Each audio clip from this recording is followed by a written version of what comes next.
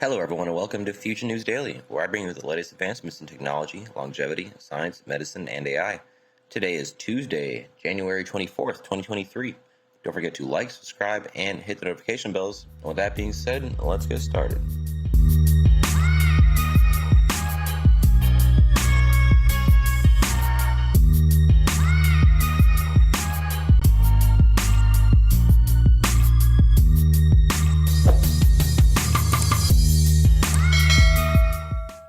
So first up, the world's first Cardano-based electric vehicle project to debut in Sri Lanka.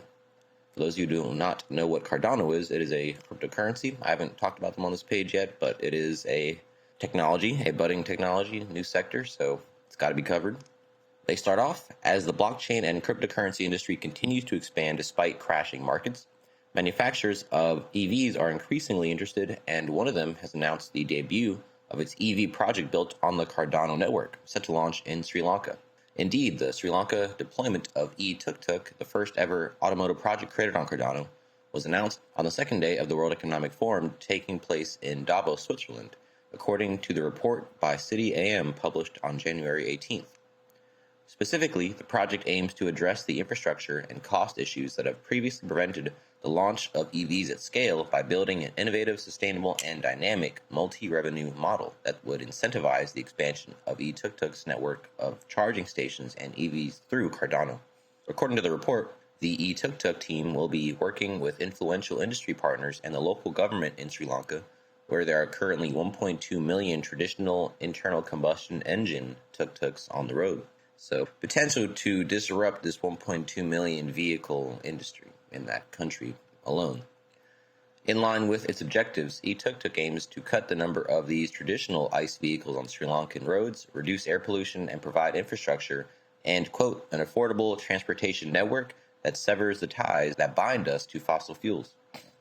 In Sri Lanka's capital, Colombo, where 70% of the inefficient ICE tuk-tuks are based, the mayor said, quote, e-Tuk-Tuk solution has the ability to drive economic change throughout Colombo and indeed Sri Lanka.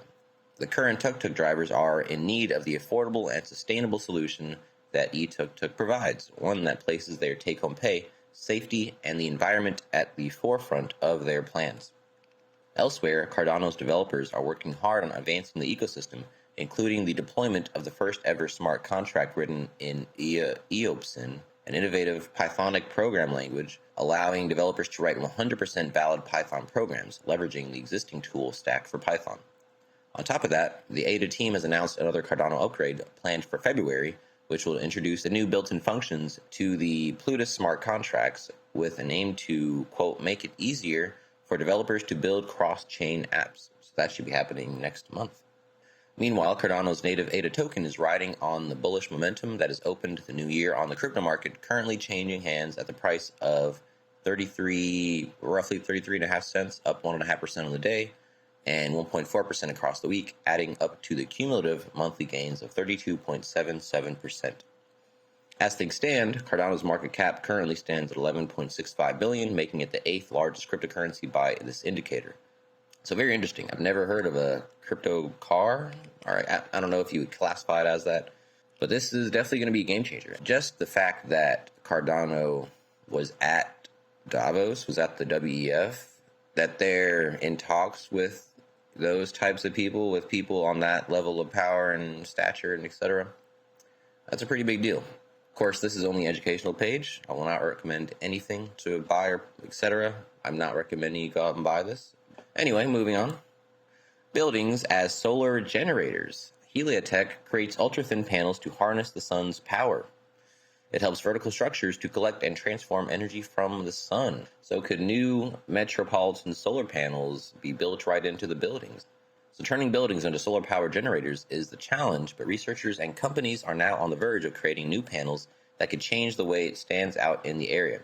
A German company called Heliotech has developed new ultra-thin and organic solar panels that can be applied to high-rise structures to become more self-sufficient and eco-friendly. Harnessing the power of the sun is one of the present challenges in the world, especially as solar panels are getting more commercialized in society. A green company has debuted its latest development in the solar industry, centering on ultra-thin organic solar panels, one that can transform buildings into solar generators. According to a release by science.org, the company aims to introduce this new application for solar panels, changing the way people use and place it on structures. Previously, solar panels mainly center on flat surfaces to receive the sun's power and transform it into usable energy. However, through this development, it can effectively be applied to any surface and would not require it to be facing the sky. So it absorbs it right out of the air? Thin solar panels or film-like materials are not a new thing anymore, and different companies already try to create one for multiple applications in different places or facades. I'd like to see what these things look like. Solar power technology is now a growing industry in our world as people want to be more sustainable in their power usage, applying it mostly to homes and establishments. Instead of only having a few panels on top of roofs, researchers want to apply this to the entire building, one that effectively catches the sun's rays and transforms them into usable power. It's also ideal to transform one structure into a sustainable building, as electricity costs are rising at the moment. This is one feat that Turkish companies have adopted, venturing to solar options to limit their reliance on the grid. Another publicized development for solar power is Heliotech's latest creation, and its goal to deliver thin solar panels that can be used for a structure of any size or shape.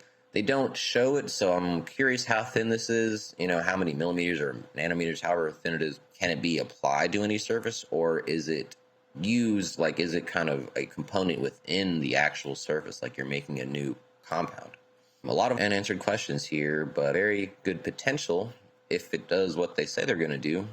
It says creates ultra thin, but again, they haven't given us any really details on it, but they say they've already done it, so we're going to need more information on this, I guess. Moving on. Scientists have developed a living biosolar cell that runs on photosynthesis. So plants are often thought as sources of food, oxygen, and decoration, but not as a source of electricity. However, scientists have discovered that by harnessing the natural transport of electrons within plant cells, it is possible to generate electricity as part of a green biological solar cell. The electrons are naturally transported as part of biological processes in all living cells, from bacteria and fungi to plants and animals. By introducing electrodes, the cells can be utilized to generate electricity that can be used externally. Previous research had created fuel cells using bacteria, but it required constant feeding. This new approach uses photosynthesis, the process by which plants convert light energy into chemical energy to generate current. During this process, light drives a flow of electrons from water that ultimately results in the generation of oxygen and sugar. This means that living photosynthetic cells are constantly producing a flow of electrons that can be pulled away as a photocurrent, as they call it, and used to power an external circuit just like a solar cell. So they have the red and black wires like you're jumping a car battery in this picture. This is a succulent that they're attaching it to here. So certain plants, like the succulents found in arid environments, have thick cuticles to keep water and nutrients within their leaves. So the scientists wanted to test for the first time whether photosynthesis in succulents could create power for living solar cells using their internal water and nutrients as the electrolyte solution of an electrochemical cell. The researchers created a living solar cell using the succulent, also called the ice plant. Previous studies on similar organic devices suggest that connecting multiple leaves in series could increase the voltage. The team specifically designed the living solar cell so that protons within their internal leaf solution could be combined to form hydrogen gas at the cathode, and this hydrogen could be collected and used in other applications. The researchers say that their method could enable the development of future sustainable multifunctional green energy technologies. So again, very vague there. I'm wondering how much energy they're getting from this thing. Is it really worth it? I mean, you're getting a couple fractions of a watt or something. It's cool just to say that we can do this, but again, I'm kind of skeptical. But wait and see, I could be wrong. Moving on. China aims to double manufacturing robot density by 2025. Robot density, measured by the number of robots per 10,000 workers in an industry, is a key indicator for measuring intelligent manufacturing levels. So the action plan, dubbed Robotics Plus, jointly issued by the Ministry of Industry and Information Tech and 16 other government departments, set the target of significantly increasing the use of service and special robots and strengthening robots' role in promoting high-quality economic and social development. The plan called for a focus on the application of robots in 10 key sectors: manufacturing, agriculture, construction, energy, logistics, medical care, elderly care, education, commercial services, and emergency response and applications in extreme environments. A batch of industry-leading enterprises of Robotics Plus applications will be cultivated while experience centers and verification centers of robots will be established. The plan also emphasized efforts to build a collaborative innovation system for robot production and application.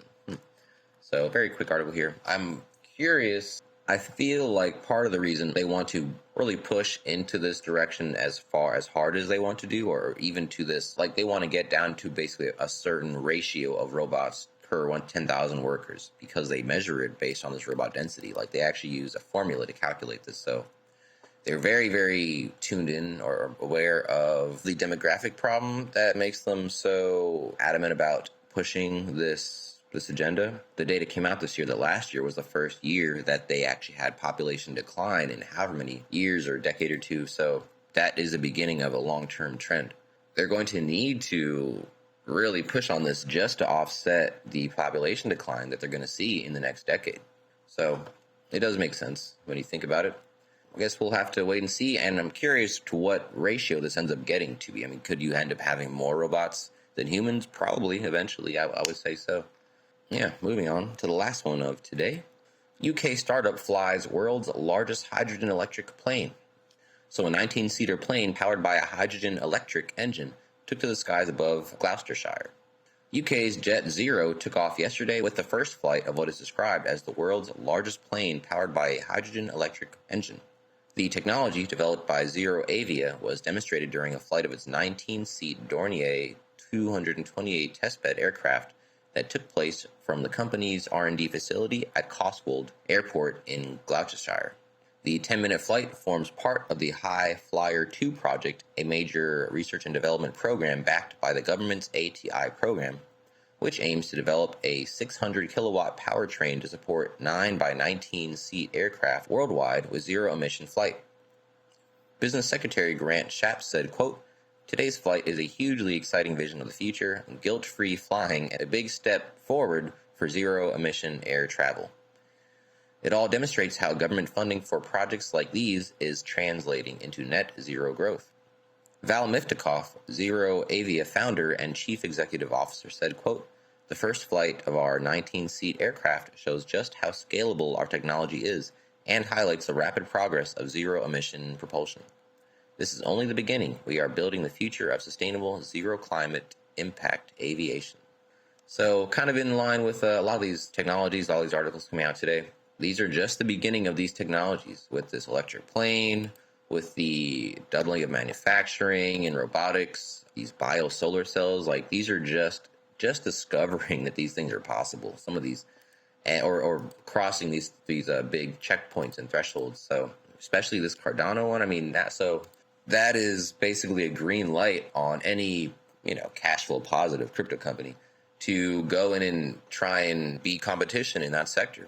Yeah, every single one of these respective articles is going to have a lot more to talk about. Very exciting things. Very, very, a lot to look forward to. So that is the last article I have for you today. Don't forget this video is for educational purposes only. I would never recommend any investments, solicit your time or money, attempt to contact you on any other platform, or own any rights to the information within this content. With that being said, thanks for tuning in, and I will see you in the next one.